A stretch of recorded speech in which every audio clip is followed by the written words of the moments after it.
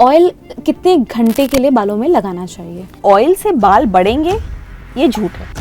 Oiling can not increase your hair growth, oiling can not stop your hair loss. Pimple होते हैं period के time पे, सो उन वाले पिंपल से कैसे बचा जाए? इट्स वेरी गुड कि आपने ये टॉपिक ब्रॉट अप किया in our conversation. Dry hairs के लिए क्या किया जाए? लोग अपनी डैंड्रफ को दही से ट्रीट करने की कोशिश करते हैं, वो नहीं हो सकता। It's a fungal infection. जब किसी का नेल ब्लैक दिखता है तो यूजुअली ट्रॉमा ही होता है कॉज। पिगमेंटेशन लिप्स पे आने के लिए स्मोकिंग सिर्फ फैक्टर नहीं होता। बजट में स्किन केयर कैसे किया जाए, कम बजट में? मेरे को लोग बोलते हैं कि हमें ऑर्गेनिक ही यूज करना है। आप पेड़ से तो काट रहे हैं, बट वो जो पेड़ जिस सॉइल में उग रहा है उसकी प्योरिटी कौन चेक करे?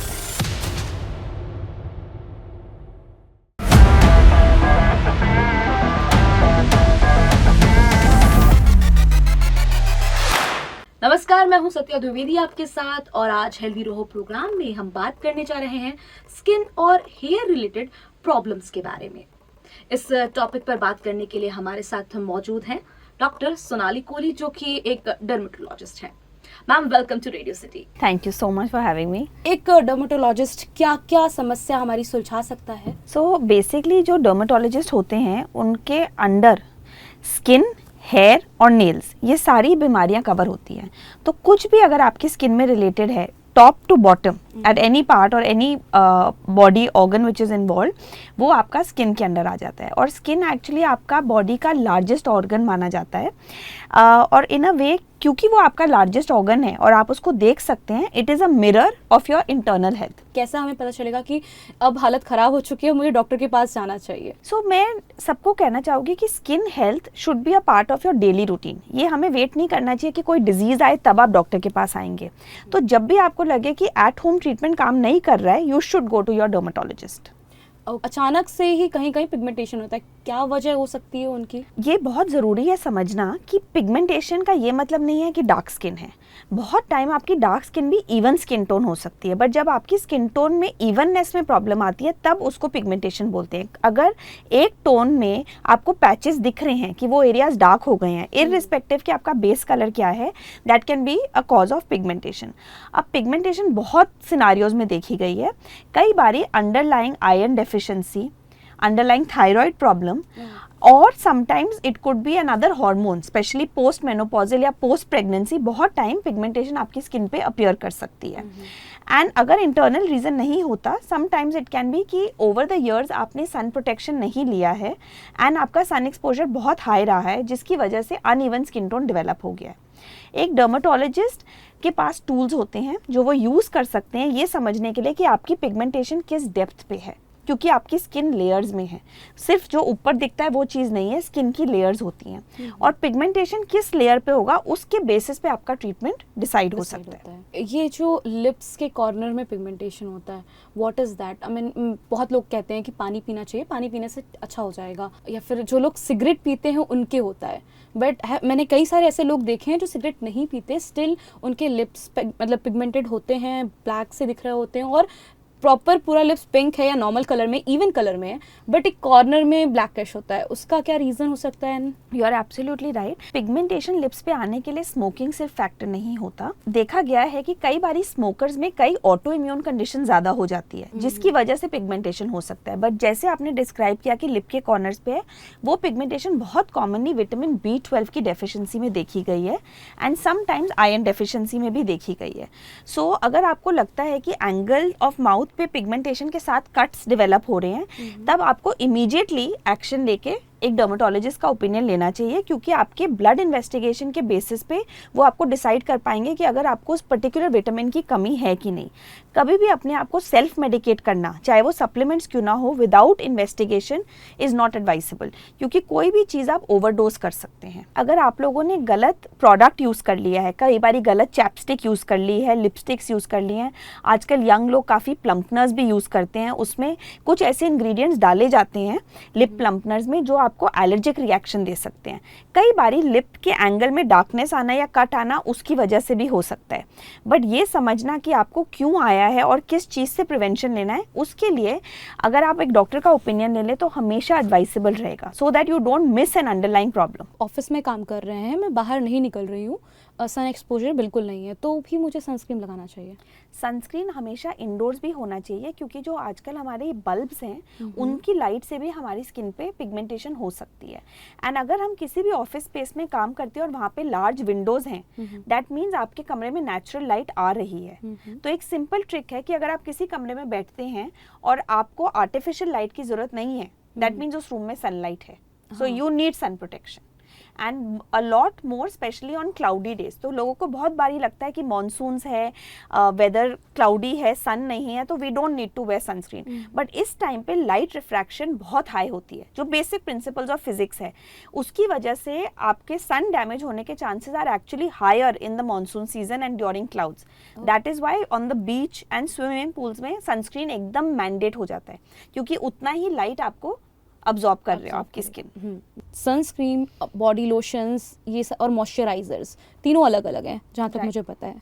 ओके, तो तीनों अलग अलग हैं, तो तीनों को हम कैसे पता करेंगे कि बेस्ट कौन सा वाला, कौन सा प्रोडक्ट हमें यूज़ करना चाहिए? जहाँ पे सनस्क्रीन्स की बात आती है, लोगों को बहुत ये मिथ रहता है कि अगर कोई भी प्रोडक्ट SPF 50+ है तो मतलब हम सेफ हैं। एक तो ये समझना ज़रूरी है कि SPF का ये मेजर नहीं है कि आपको वो तीनों रेस से बचा रहा है। तो कोई भी सनस्क्रीन आप ढूंढें तो उसमें ये ज़रूर देखना चाहिए कि हमें UVA, UVB and UVC protection मिल रहा है। अगर आपकी जॉब प्रोफाइल है कि जिसमें आपका कंप्यूटर स्क्रीन या फ़ोन का यूसेज ज़्यादा है, then all the more reason कि आप ऐसी सनस्क्रीन देखें जिसमें you are getting IR radiation protection also. Okay, and आजकल सनस्क्रीन्स पे एक प्लस साइन आता है। मोस्ट सनस्क्रीन जो ट्रिपल+ साइन है, दे आर एन इंडिकेटर कि वो आपको परमानेंट जो आपका पिगमेंट डार्कन होता है उससे प्रोटेक्शन देगा। एंड कई सनस्क्रीन्स पे सर्कल बना होता है। अब ये यूरोपियन स्टैंडर्ड्स माने जाते हैं for sunscreens to give you protection. Circle कैसा? जो रेस एक डॉट या फिर एक नहीं, it's a circle, half circle बना होता है।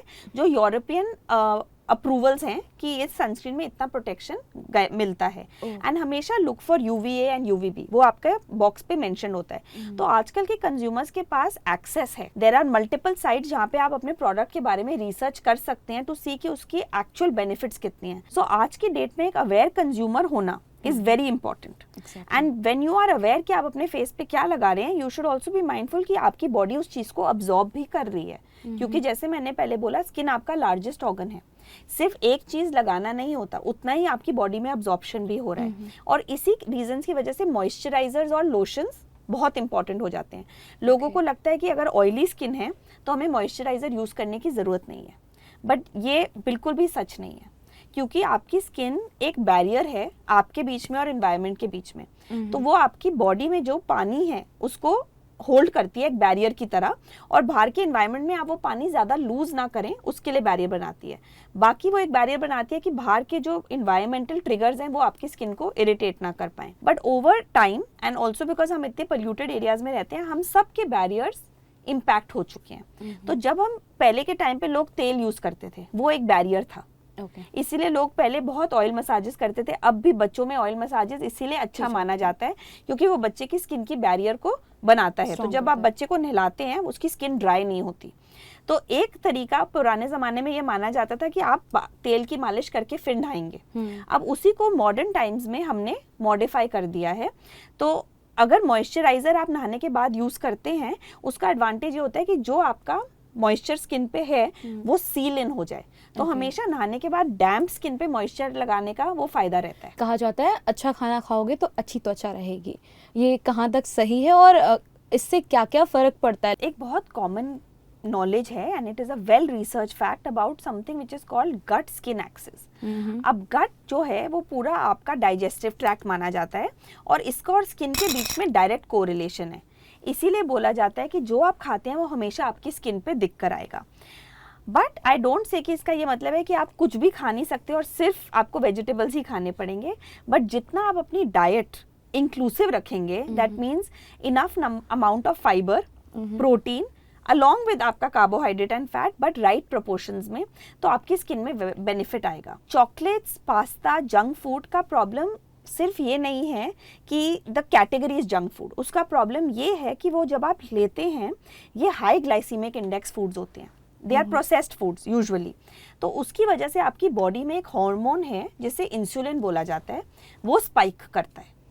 एंड जब ये स्पाइक करेगा that can cause problems in your skin, क्योंकि वो आपकी सीबम की क्वालिटी को अफेक्ट करता है। तो जो आपके एक्ने हैं वो और वर्सन हो सकते हैं, and it can also play a role to some extent आपके हेयर लॉस में एंड इन पिगमेंटेशन। सो ये समझना जरूरी है कि आपकी बॉडी में इंसुलिन किस चीज से स्पाइक हो रहा है। इंसुलिन शुगर या इंसुलिन अलग होता है कुछ? इंसुलिन एक हार्मोन है जो आपकी बॉडी की शुगर को मसल तक पहुंचाता है। इंसुलिन का काम है to push the sugar from your blood into your muscle so that वो आपकी मसल एक्टिविटी के लिए अवेलेबल हो। बट जब हम इंसुलिन को बिना रीजन के स्पाइक करते हैं तब आपकी बॉडी में एक कंडीशन बनती है जिसे इंसुलिन रेजिस्टेंस बोला जाता है। इंसुलिन रेजिस्टेंस में वो हार्मोन जिसका काम था शुगर को मसल को प्रोवाइड करना वो नहीं हो पाता, एंड वो गलत रिसेप्टर्स पे आपकी बॉडी को हार्म कर सकता है। फेस में बचपन में मोल नहीं थे, कुछ नहीं था, फेस क्लियर था, प्यूबर्टी एज आई और इसके बाद छोटे छोटे मोल्स दिखने लगे या फिर एक कुछ थोड़ा सा स्किन बढ़ी हुई सी दिखने लगी, वो किस वजह से होता है? सो इट्स वेरी गुड कि आपने ये टॉपिक ब्रॉट अप किया इन आवर कॉन्वर्सेशन, क्योंकि बहुत कॉमनली लोगों को स्किन टैग, मोल और वॉट्स में फ़र्क नहीं पता चलता। ये तीनों टर्म लोग कॉमनली एक ही कंडीशन के लिए बोल जाते हैं।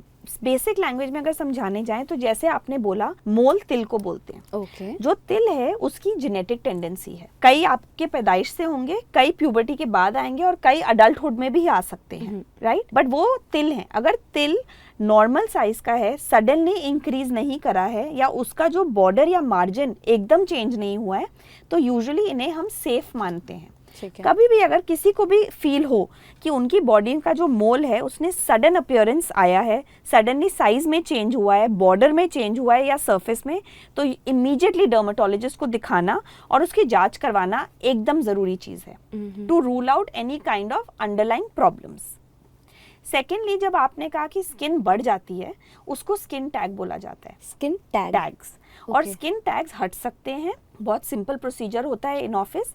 बट स्किन टैग आने का भी कई बारी थोड़ा सा जेनेटिक प्री डिस्पोजिशन हो सकता है। इसका ये मतलब कि अगर आपके घर में किसी को रहा है तो आपको आने के चांसेस हैं। और सेकेंडली, इंसुलिन रेजिस्टेंस जैसे मैं आपसे पहले डिस्कस कर रही थी, उन केसेस में भी ये काफ़ी बारी देखा जाता है।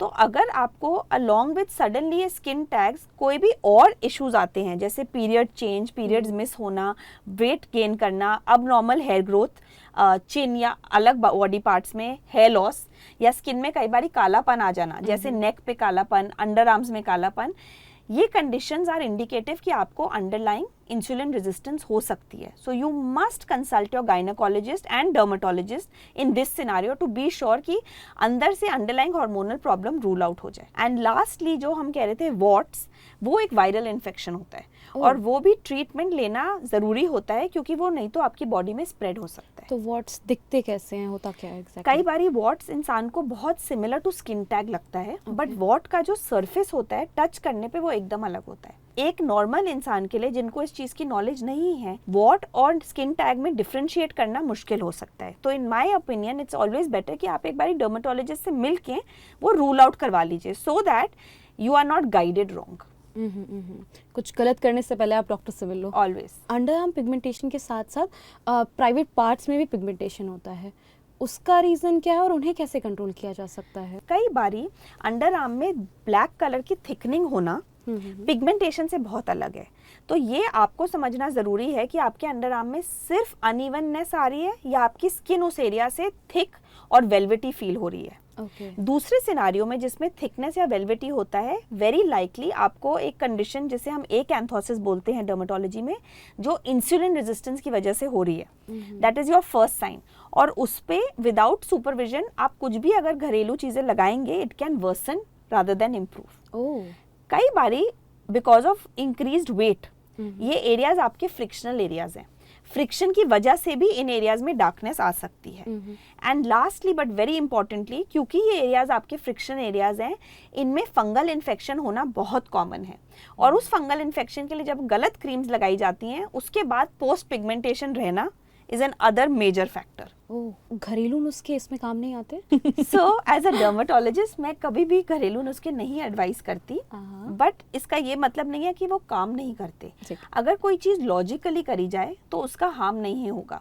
बट अगर कोई बोलेगा कि हम नींबू रगड़ देंगे ब्लीच की जगह, तो उसका तो बैड रिजल्ट आएगा ही आएगा, क्योंकि आप अपनी स्किन को जला लेंगे। कई लोग ये स्किन टैग्स हटाने के लिए चूना यूज करते हैं। मैंने बहुत केसेस देखे हैं चूना के बाद बर्न्स के।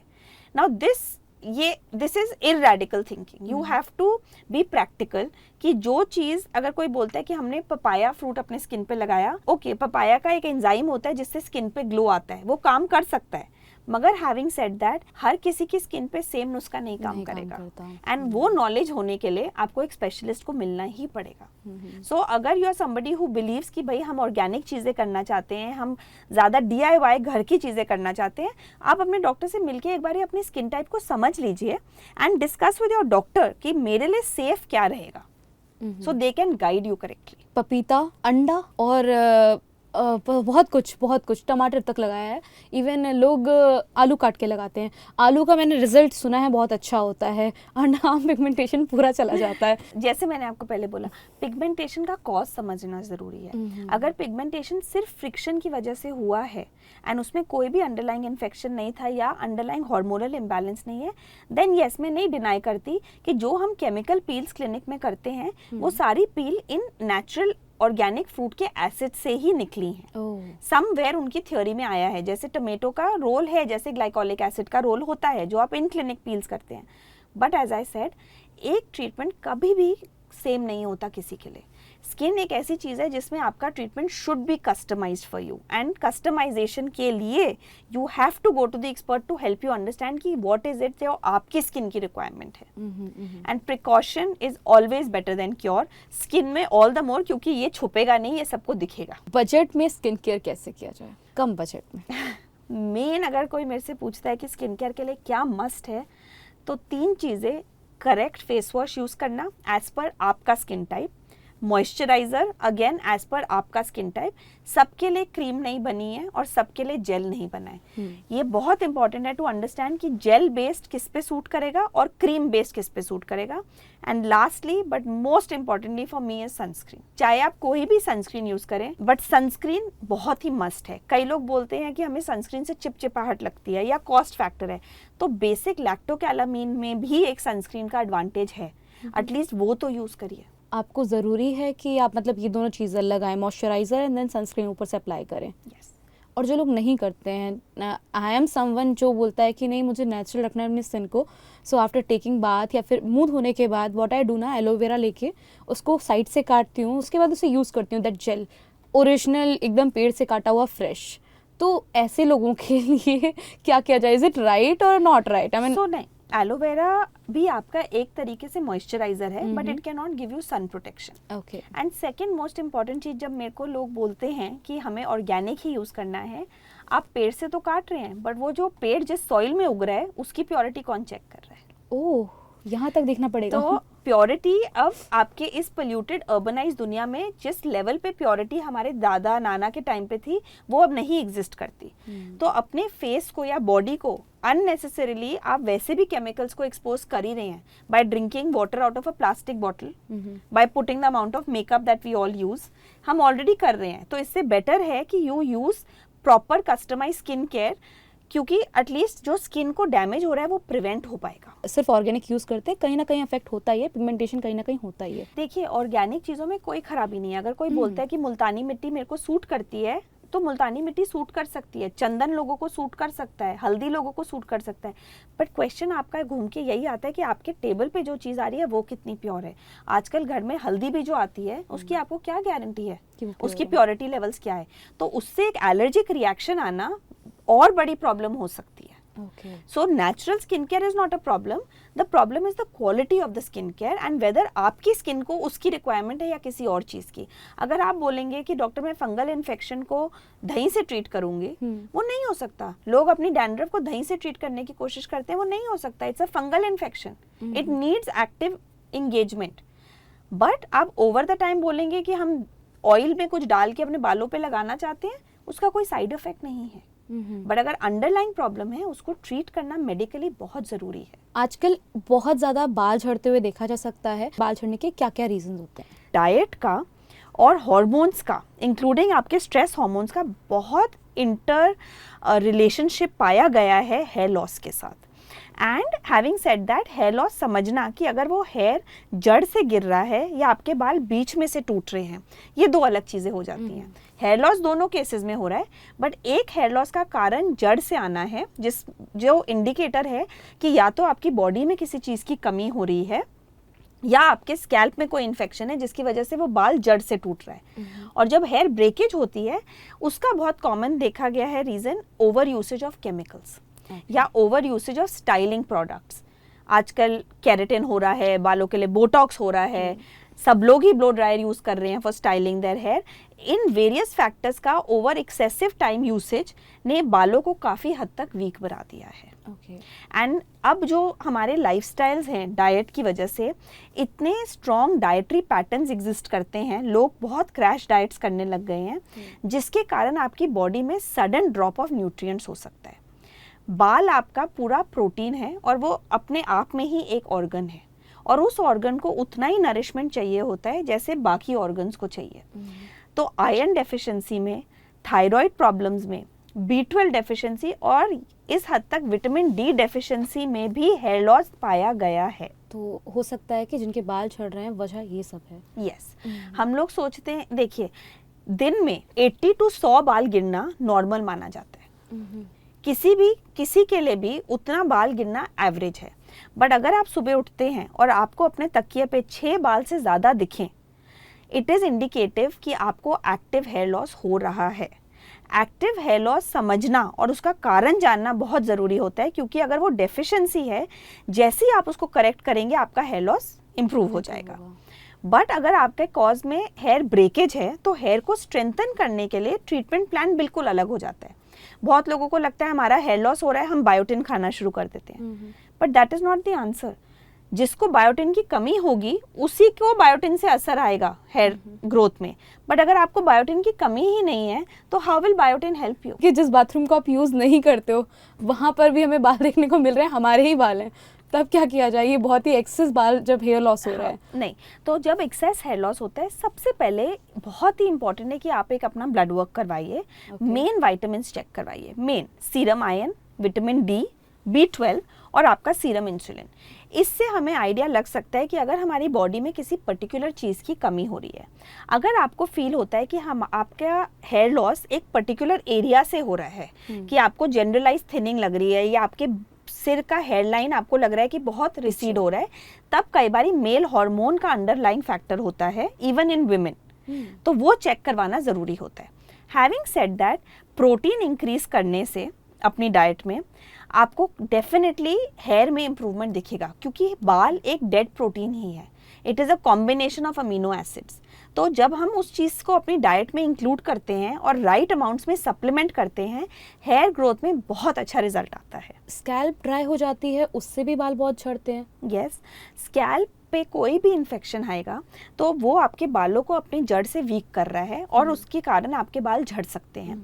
फंगल इन्फेक्शन बहुत कॉमन फैक्टर होता है इन केसेस में। रूसी बोलते हैं, डैंड्रफ, हाँ जी, एक तरफ से डैंड्रफ हो सकती है और कई बारी एक्जिमास हो सकते हैं, जिसमें आपको लगता है कि डैंड्रफ जमने लग जाए और जब आप उसको खरोचते हैं तो कई बारी उधर से खून निकलता है।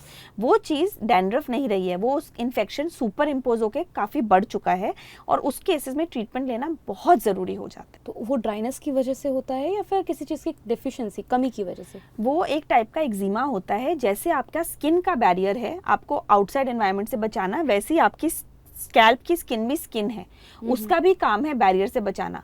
तो जब हमारा वो साइकिल डिसरप्ट होता है, हमारे स्किन या ऑफ द स्कैल्प में इन्फेक्शंस आ सकते हैं। उन्हें वो सीबोरिक डर्मेटाइटिस या कई बारी स्कैल्प सोरियासिस के कंडीशंस में बोला जाता है। प्रोटीन के क्या होता है? मैंने बालों के लिए स्पेशली सुना है कि प्रोटीन के लेना चाहिए तो बाल अच्छे होते हैं, प्रोटीन के वाला शैम्पू लेना चाहिए तो बाल अच्छे होते हैं। केराटिन है जो बालों का प्रोटीन माना जाता है, और उसी से ये मार्केटिंग का वो निकला कि प्रोटीन के बोला जाता है। बट अगर आप देखने जाएंगे तो प्रोटीन को बनाने वाला, जो हम स्कूल में भी पढ़ते थे, अमीनो एसिड्स आपके प्रोटीन्स के ब्लॉक्स होते हैं। जब एक नंबर ऑफ अमीनो एसिड्स जुड़ेंगे तब आपका ब्लॉक ऑफ प्रोटीन बनेगा, और बालों के लिए भी वो ही ज़रूरी है। इसलिए बालों के सप्लीमेंट्स में कॉमनली देखा जाता है कि हम अमीनो एसिड्स के कॉम्बिनेशंस देते हैं। बट अमीनो एसिड के कॉम्बिनेशन अकेले काम नहीं करते अगर रिक्वायरमेंट किसी और विटामिन की भी हो। कई बारी जो एक इसेंशियल मिनरल है जिसे हम जिंक बोलते हैं, उसकी कमी से भी हेयर में ब्रेकेज बहुत पाया गया है। तो talking to your doctor and discussing this becomes very important.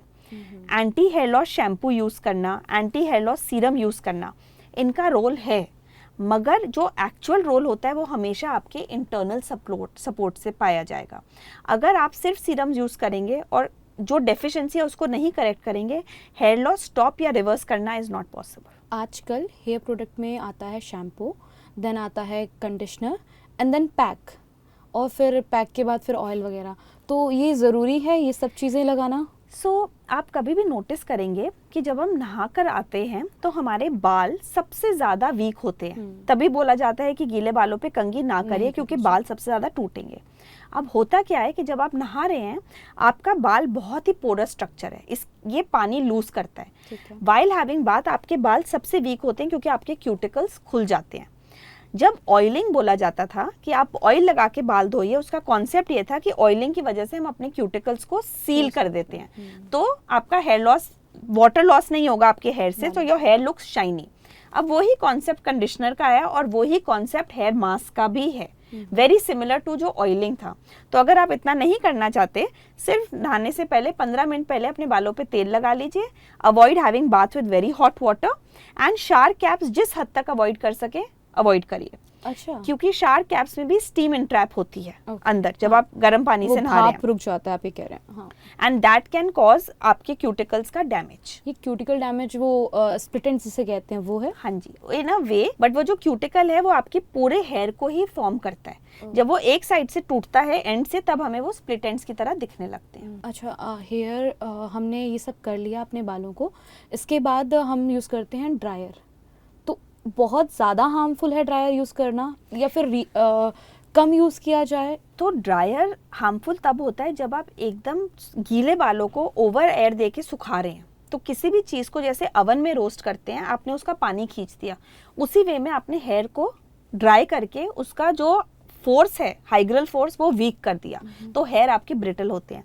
But वही चीज़ अगर हम कोल्ड एयर से करेंगे तो डैमेज कम होगा, टेम्परेचर कंट्रोल्ड एयर से करेंगे तो डैमेज कम होगा। आजकल बिकॉज टेक्नोलॉजी इतनी एडवांस हो गई है, there are companies in the market जो आपको ये टेम्परेचर कंट्रोल्ड ऑप्शंस दे रहे हैं। Of course natural drying will always be better, but अगर आप प्रॉपर कोई सीरम यूज करते हैं कि अपने क्यूटिकल सील कर लीजिए और उसके बाद आप अपने बाल ड्राई करते हैं, तो डैमेज इज लेस। तेल लगाने का सुना है कि हम बहुत, आजकल मैंने वीडियोस देखे, तेल मत लगाओ, मतलब ऑयल आपके बालों के लिए अच्छे नहीं हैं, आपके बाल ज़्यादा झड़ेंगे आप ऑयल लगाओगे तो। कहाँ तक ये सच है, और साथ ही साथ ऑयल कितने घंटे के लिए बालों में लगाना चाहिए? ऑयल से बाल बढ़ेंगे ये झूठ है। Oiling can not increase your hair growth, oiling can not stop your hair loss. But अगर आपका बाल, जैसे मैंने समझाया, हेयर लॉस का कॉज हेयर ब्रेकेज है, then yes oiling can help. Oiling का काम है आपके बालों को कंडीशन करना, आपके बालों के मॉइस्चर को इंट्रैप करना और आपके बालों को एक हेल्दी ग्लो देना। अगर आप ऑयल ये समझ के यूज करेंगे तो हमेशा एडवांटेज होगा। ऑयल आप जब स्कैल्प पे लगाते हैं, वो आपके ऑयल क्वालिटी को अफेक्ट कर सकता है ऑफ योर स्कैल्प। वो अगर आपको डैंड्रफ है, कई केसेस में उसको वर्सन भी कर सकता है। इसलिए overnight oil usage is not helpful. सिर्फ बाल धोने से 15-20 मिनट पहले अगर आप अपने हेयर में ऑयल लगाएंगे, leaving your scalp, it is better. Scalp छोड़ के ऑयल लगाएं सिर्फ as a conditioner, so that आपके बालों का क्यूटिकल सील रहे। पहले लोग बाल जब करते थे मसाज, उसका एक्चुअल रोल ये था कि ऑयल मसाज की वजह से ब्लड फ्लो इंक्रीज होता था एंड वो आपके बालों को हेल्प करता था। बट कभी भी जो ऑयल का मॉलिक्यूल है वो बहुत बड़ा होता है, वो आपके जो स्कैल्प के पोर्स हैं उसमें से इतना अब्जॉर्ब नहीं हो सकता कि वो आपके हेयर लॉस को ट्रीट कर सके। तो oil helps with the hair loss which is happening because of hair breakage. अगर आप ये बेसिक डिफरेंस समझ जाएंगे तो ऑयल का कोई प्रॉब्लम नहीं है। Rosemary oil, castor oil, coconut oil बहुत ही अच्छे ऑयल्स हैं। They can be very helpful for healthy glowing hair, but they can not treat hair loss. तेल को गुनगुना करके मसाज करना, अभी आपने बोल ही दिया कि पहले ऐसा माना जाता था कि वो हमें काफ़ी ज़्यादा हेल्दी रहेगा, ब्लड सर्कुलेशन अच्छा रहेगा। क्या अब वो करना, और लोग करते भी हैं, तो वो इम्प्रूव करेगा आपका चीज़ बालों को लेके? बालों को लेके एज आई सेड, कोई भी चीज़ जो आपकी सर्कुलेशन को इंक्रीज करती है आपके हेयर फॉलिकल्स में विल ऑलवेज हेल्प।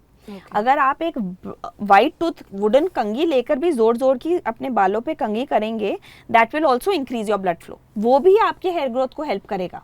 तो ऑयल भी हेल्प कर सकता है, मगर अगर आपका स्कैल्प क्लीन नहीं है, क्योंकि आजकल हम इतनी पोल्यूटेड सिटीज़ में रहते हैं और यूजुअली लोग बिना बाल धोए तेल लगा लेते हैं। जब आप गंदे स्कैल्प पे ऑयल लगाएंगे तो causes of infection actually become higher.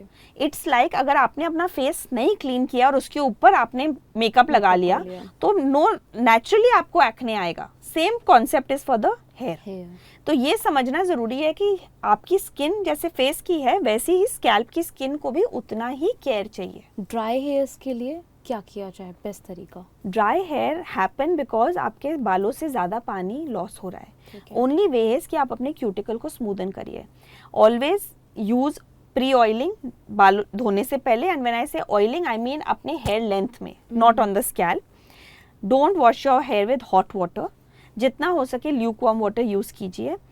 Conditioner जो आपके बालों के लिए सूटेड है, जो आपके बालों को फ्लैट और लिम्प नहीं करता, वो यूज़ करिए। Over drying of hair, over chemical usage of hair या any chemical treatment of hair जितना हद तक अवॉइड हो जाए उतना बेटर है। डेफिशिएंसीज लाइक प्रोटीन और omega sometimes can be a cause कि आपके ड्राई हेयर हो, and underlying thyroid issues. Thyroid में भी ड्राई और ब्रिटल हेयर देखा गया है very commonly. So talk to your doctor. अगर कोई भी सप्लीमेंट जो आपको हेल्प कर सकते हैं, let take them under the guidance of your dermatologist. आपने नेल्स की भी बात करी, ये सच है कि हाँ नाखून देख के चीजें बताई जा सकती है? Yes, it's very true, because आपका जो नेल है जो आपको दिखता है ऊपर, वो एक डेड प्रोटीन है, नेल प्लेट, मगर जो अंदर से ग्रो कर रहा है वो आपका लाइफ पार्ट है। और वो आपकी बॉडी में हर चीज़ का एक सोर्स दिखाता है। तो हमारे काफ़ी स्किन कंडीशंस ऐसी हैं जिसमें नेल साइंस बहुत जल्दी दिखते हैं, जैसे नेल पिटिंग दिखना, नेल्स के ऊपर लाइंस दिखना, या कई केसेस में नेल के बीच में एक ब्राउन लाइन भी आ जाती है।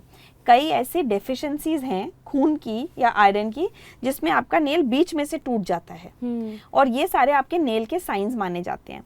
हेल्दी नेल्स के लिए लस्टर होना, एक शाइन रहना, और आपका नेल प्लेट इवन रहना, उसमें कोई भी छेद नहीं दिखना, रिजेस नहीं दिखना, बहुत इंपॉर्टेंट है। मगर ये साइंस एक डर्मेटोलॉजिस्ट ही पहचान पाएगा।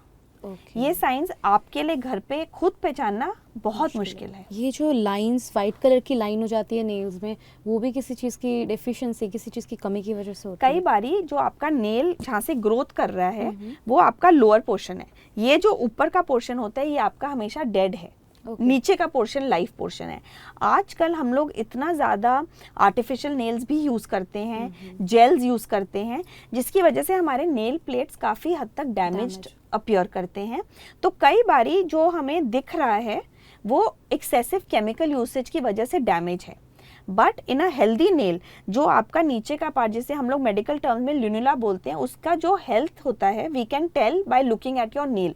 उस आपका नेल प्लेट में उसके साइंस होते हैं जो एक डर्मेटोलॉजिस्ट पहचान सकता है टू आइडेंटिफाई कि अगर कोई अंडरलाइंग ऑटो इम्यून डिसऑर्डर है, कोई डेफिशिएंसी है, या पर्टिकुलरली कोई साइन है जो हम नेल्स में देख रहे हैं। कुछ लोगों के नाखून मैंने देखा काले पड़ जाते हैं एक्सेस सिगरेट पीने की वजह से। जब किसी का नेल ब्लैक दिखता है तो यूजुअली ट्रॉमा ही होता है कॉज, कि उसके नीचे खून जम चुका है, because as I said nail बहुत वैस्कुलर स्ट्रक्चर भी है।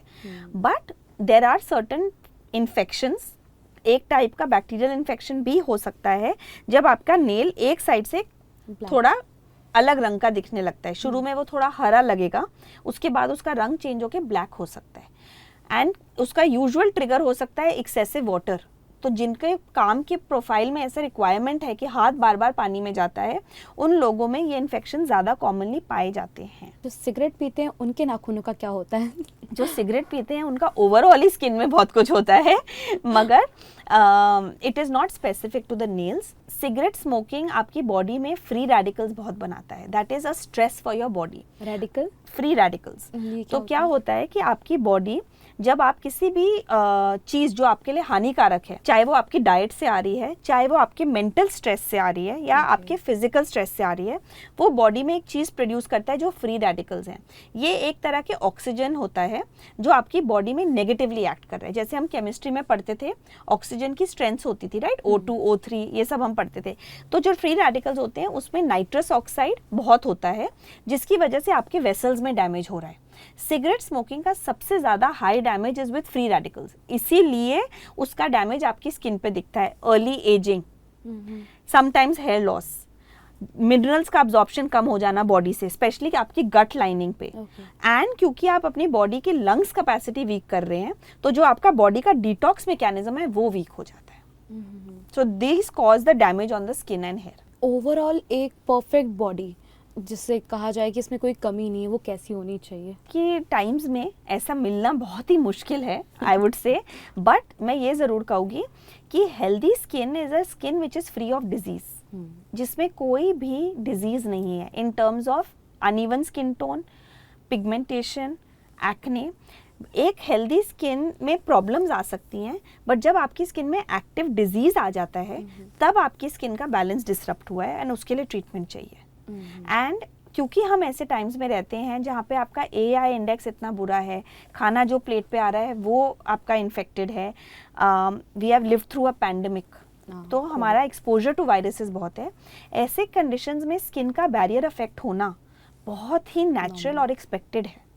सो इट्स इम्पॉर्टेंट कि आप अपनी स्किन को आउटसाइड से नरिश रखें, but internal nourishment with supplements and जो आपकी बॉडी में रिक्वायरमेंट है टू स्टे हेल्दी, वो बहुत ज़रूरी है। तो sleeping on time, maintaining a fitness regime, eating a healthy diet and maintaining a good skincare routine customized to your skin is the basis of developing good skin. आपने supplement की बात करी, what kind of supplement हमारी body को ज़रूरत होते हैं, कैसे सप्लीमेंट? देखिए, हर एज में बॉडी की रिक्वायरमेंट बदलेगी। जो बच्चे ग्रोइंग ईयर्स में हैं उनकी requirement for supplements will be very different from an ageing skin.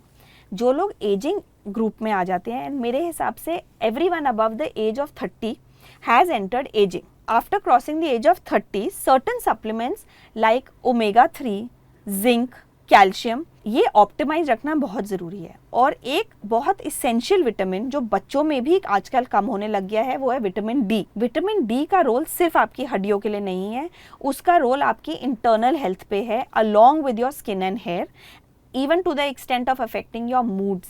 So please don't overlook the role of vitamin D and vitamin B12, क्योंकि ये दो चीज़ें आजकल बहुत ही प्रेवलेंट हो गई हैं। मेरी बॉडी में भी यही दोनों कम हुए थे जब I was taking extra stress, तो मैंने मेडिसिन ली, इंजेक्शंस भी लिए, अभी तो सब कुछ ठीक है। बट एट दैट टाइम जब विटामिन डी की कमी होती है और B12 की भी कमी होती है, तो बाल बहुत झड़ते हैं और मूड स्विंग्स बहुत होते हैं। यस, मूड स्विंग्स भी आएगा, और B12 की कमी में आपको स्किन पे डलनेस भी दिख सकता है, अनइवननेस दिख सकता है, होठों पे क्रैक्स आना, स्किन इधर की नेल्स के जो आपके क्यूटिकल्स होते हैं वो बढ़ जाना, ये सब बहुत कॉमनली देखा गया है विद डेफिशिएंसी। एंड जब कोविड का टाइम था, आई थिंक हम सभी लोगों ने विटामिन सी और जिंक खाया है, तो उस टाइम माना गया था कि विटामिन सी और जिंक हमारी इम्यूनिटी बढ़ा रहा है। आप ये भी देखिए कि स्किन का सबसे इंपॉर्टेंट रोल इम्यूनिटी है, immunity from the external environment to protect you. तो विटामिन सी और जिंक भी आपके लिए बहुत ही इसेंशियल हो जाते हैं। ओके, तो विटामिन डी, B12, C और zinc and omega-3 for vegetarians also as well as non vegetarian. Okay, तो ये डेली रूटीन में नॉर्मली होना चाहिए हमारे बॉडी के इंटेक में। सो कोई भी चीज़ जो स्पेसिफिक डेफिशिएंसी है वो करेक्ट होनी चाहिए, और नहीं तो साइक्लिकली ले जानी चाहिए। विटामिन डी और B12 बहुत ही इजी ब्लड टेस्ट हैं जो आपका पिकअप हो सकता है कि आपकी बॉडी में कमी है। बाकी जो विटामिन हैं जैसे विटामिन सी है, विटामिन ई है, ये साइक्लिकली आप साल में 3 महीने तक ले सकते हैं सेफली विदाउट ओवरडोसिंग। ओके, कुछ ऐसे सवाल जो लोग घर में करते हैं, लाइक स्टीम लेना ताकि हमारे पोर्स ओपन हो जाए, ग्लो आएगा उससे, ऐसा कुछ होता है, सही है ये? स्टीम लेने का पूरा कॉन्सेप्ट ही है क्योंकि वैसोडाइलेशन होता है। जब आपकी बॉडी को गर्मी लगेगी, आपके वेसल्स डायलेट करते हैं to help cool your body, तो उस वे में वो स्किन के लिए अच्छा माना जाता है, बिकॉज वो आपके ब्लड फ्लो को इंक्रीज करता है। तो स्टीम का रोल उसी तक खत्म हो जाता है, इसीलिए बहुत लोग गर्म करने के बाद एकदम ठंडा पानी डालते थे, और उसका कॉन्सेप्ट एक्चुअली वैसोडाइलेशन और वैसोकंस्ट्रिक्शन पे है। बट लोग मानने लगे कि पोर्स ओपन और श्रिंक होते हैं। पोर्स जो हैं वो आपका मसल की वजह से हो रहे हैं, आपके पोर्स के साथ जो मसल है वो क्योंकि डायलेट और श्रिंक हो रही है एंड वो ब्लड फ्लो इंक्रीज कर रही है। तो उस वे में उसका एडवांटेज है, डेफिनेट एडवांटेज है फॉर स्किन। और जो लोग आइस क्यूब फेस पे लगाते हैं उनका क्या? Same concept. अच्छा, same concept, it is all blood flow.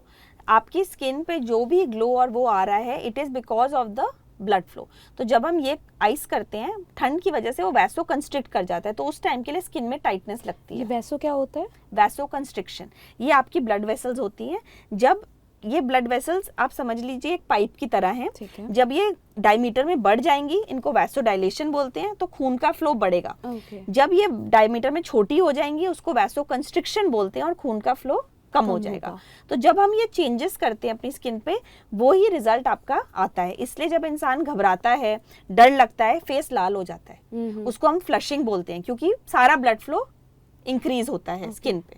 And इसीलिए माना जाता है कि एक्सरसाइज स्किन के लिए इज कंसिडर्ड गुड। हम लोग आजकल की लाइफ में ब्लू रेज से बहुत ज़्यादा इंट्रैक्शन है, मतलब कह सकते हैं हम बहुत ज़्यादा ब्लू रेज यूज़ हो रहा है, सामने दिखती है, हम उससे रूबरू हो रहे हैं बार बार। लाइक फ़ोन यूज़ करना, हमारा लैपटॉप यूज़ करना, ये बहुत आम है आज के ज़माने में। हमें ये डार्क सर्कल इस वजह से ही होता है। डार्क सर्कल्स आजकल बहुत excessive use of screens, yes. Secondly lack of sleep and poor timings. आजकल लोगों के लिए ये नॉर्मलाइज कर दिया है कि हम 8 घंटे सोएंगे, चाहे वो 8 घंटे हमारे रात को 3 बजे शुरू हो। ये समझना ज़रूरी है कि आपकी बॉडी का एक सर्काडियन रिदम है। पहले के टाइम से जब अंधेरा होता था, इंसान सोता था और सुबह उठता था, उस वे में जेनेटिकली हमारी बॉडीज कुछ ऐसे हार्मोन्स प्रोड्यूस करती हैं जो सिर्फ रात की नींद जब एक शाम ढलने के बाद होती है। इसीलिए आयुर्वेदा में भी बोला गया था कि रात को एक टाइम के बाद खाना कम कर देना चाहिए और सोना चाहिए। बट हम लोग अपने माइंड को स्टिम्युलेट कर रहे हैं by using our gadgets even on our beds before bed time. And वो फैक्टर बहुत कंट्रीब्यूट करता है in the appearance of our skin around the eyes. Secondly, कई बारी डेफिशिएंसीज में स्किन डार्कनेस हो सकती है। And lastly and very importantly, genetically आपका जो एजिंग पैटर्न है वो आपका बोन स्ट्रक्चर आपके जेनेटिक से आता है। अगर आपकी डीप सेट आईज हैं तो आंखों का डार्क लगना बहुत नॉर्मल है। और इन्हीं केसेस में जैसे आपने बोला क्यूकम्बर, पोटैटो स्किन, ये नुस्खे काम कर सकते हैं, बट इट डिपेंड्स कि आपका underlying reason of dark circles क्या था है? और ट्रीटमेंट भी उसी बेसिस पे आपका डिसाइड होता है, वेदर आपको केमिकल पील का रिजल्ट आएगा, लेजर का रिजल्ट आएगा या फिलर्स की रिक्वायरमेंट है। आजकल मौसम के हिसाब से स्किन में हमारे चेंजेस होते हैं। आपने कहा सनस्क्रीन, मॉइस्चराइज़र यूज़ किया जाए। बरसात में क्या किया जाए जब हम भीग चुके हैं और फिर हमें मतलब बारिश का पानी बॉडी में गिर रहा है, हम गीले हो रहे हैं, उस टाइम पे कैसे अपने स्किन केयर किया जाए? मॉनसून्स के टाइम पे हाइड्रेशन और भी इम्पॉर्टेंट हो जाता है, क्योंकि ह्यूमिडिटी एनवायरनमेंट में बहुत ज़्यादा बढ़ जाती है। तो आपका water loss to the environment बहुत हाई है। इस ऐसे टाइम पे स्पेशली मॉइस्चराइज करना becomes important. And secondly what I said was कि सनस्क्रीन मॉनसून्स में भी उतनी ही ज़रूरी है, क्योंकि आपकी सन रेज का रिफ्रैक्शन बहुत हाई है, as a result of which sun damage बहुत हाई होगा ड्यूरिंग दिस पीरियड अगर आप सनस्क्रीन नहीं यूज़ कर रहे। Having said that, during the monsoons fungal infection भी बहुत ज़्यादा बढ़ जाता है, क्योंकि जैसे आपने बोला हमारे कपड़े भीग जाते हैं, डैम्प स्किन होती है। ऐसे पीरियड में अगर जैसी आपको लगे कि कोई खाज या खुजली डेवलप हो रही है, सिर्फ डस्टिंग पाउडर्स अपने आप यूज़ करके या ओवर द काउंटर क्रीम्स खरीद के उसको ना ट्रीट करिए। कोई भी फंगल इन्फेक्शन या एथलीट्स फुट जैसे हम बोलते हैं कि पैर पे खुजली आना, अंडर आर्म्स में डेवलप होना, ग्रोइन में डेवलप होना, टेक इमीडिएट एक्शन, डर्माटोलॉजिस्ट से कंसल्ट करिए और आइडेंटिफाई करिए कि अगर फंगल इन्फेक्शन है तो इसकी करेक्ट दवाई क्या रहेगी।